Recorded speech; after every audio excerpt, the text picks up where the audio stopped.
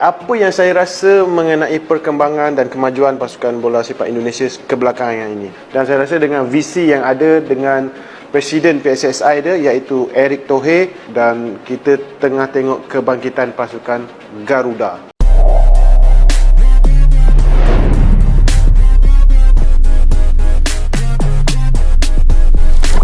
Kalau Indonesia menghadapi Vietnam, saya kira dari segi kekuatan untuk pemain-pemain timnas Indonesia U23 ni, mereka sudah dapat satu kombinasi keserasian sesama pemain ya.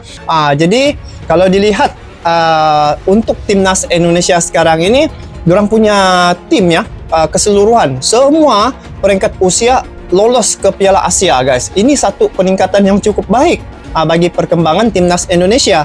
So tahun 2023 Indonesia juga di final. So ini dua kali berturut-turut ya, maknanya prestasi mereka sangat bagus. Tapi mereka kalah di final, kalah lawan Vietnam juga ya, menerusi sepakan penalti. Jadi mungkin tahun ini adalah tahun Indonesia, dan mereka mungkin insyaAllah bisa membalas dendam.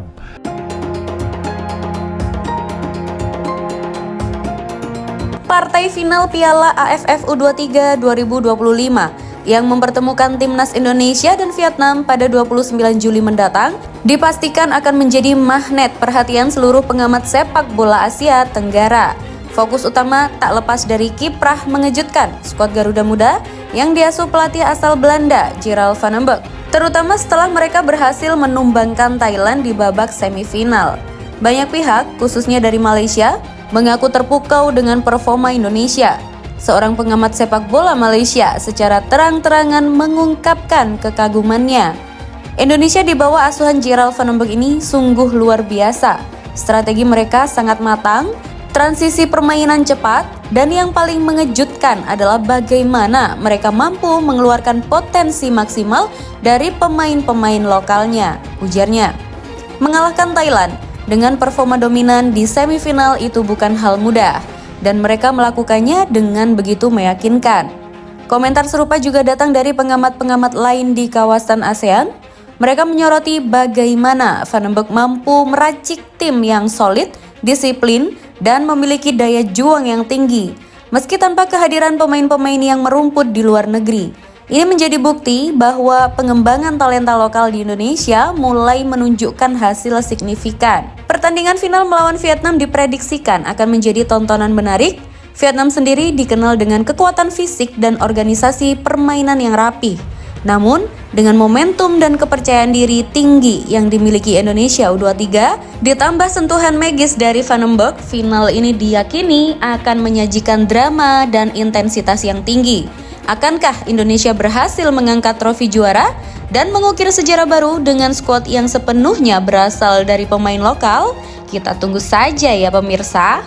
Media Vietnam membongkar sebuah alasan timnas Indonesia dijamin bakal kalah di final Piala AFF U23 2025 dan akhirnya gagal juara meskipun berstatus tuan rumah turnamen. Lalah media Soha yang memperkirakan gelar Piala AFF U23 2025 bakal jatuh ke Vietnam daripada timnas Indonesia.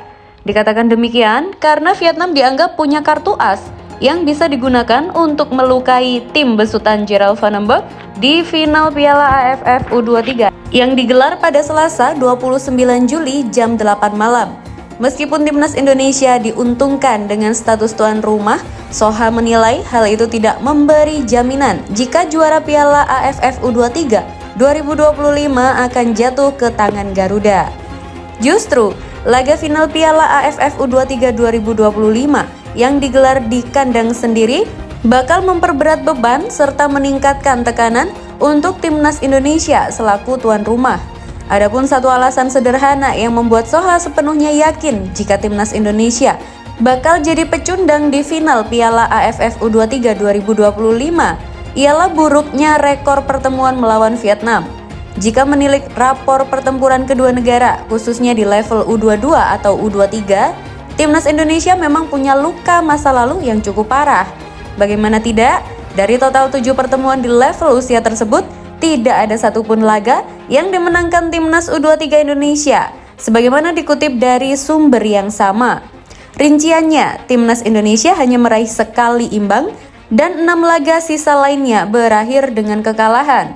Apesnya lagi, kekalahan yang diderita timnas Indonesia dari Vietnam terjadi di laga krusial, entah final atau momen kritik dalam sebuah turnamen baik di level regional maupun kontinental.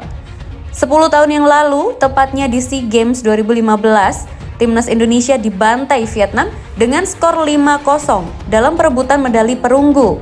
4 tahun berselang, kedua tim kembali bertemu di kualifikasi Piala Asia U23, Vietnam lagi-lagi menang. Gol tunggal yang dicetak Tri Viet Hung pada penghujung laga babak kedua memberi luka perih kepada timnas Indonesia.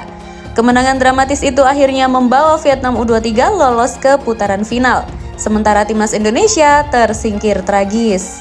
Lalu di SEA Games 2019, Vietnam U23 lagi-lagi memberi penyesalan kepada timnas Indonesia sebanyak 2 kali, yakni di babak penyisihan dan final. Di babak penyisihan, Vietnam U23 lagi-lagi mencetak gol di menit kritis, yang membuat timnas Indonesia menyerah dengan skor 2-1. Puncaknya, Vietnam U23 menyiksa timnas Indonesia dengan kemenangan yang berujung skor 3-0 di final SEA Games 2019. 3 tahun berselang, di SEA Games 2022, Vietnam U23 kembali mengulang kemenangan 3-0 atas timnas Indonesia di babak penyisihan grup.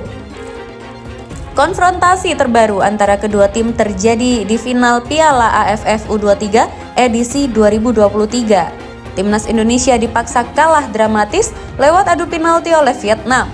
Setelah laga 120 menit berakhir imbang 0-0, timnas Indonesia kalah dengan skor 6-5 dalam adu tos-tosan melawan Vietnam.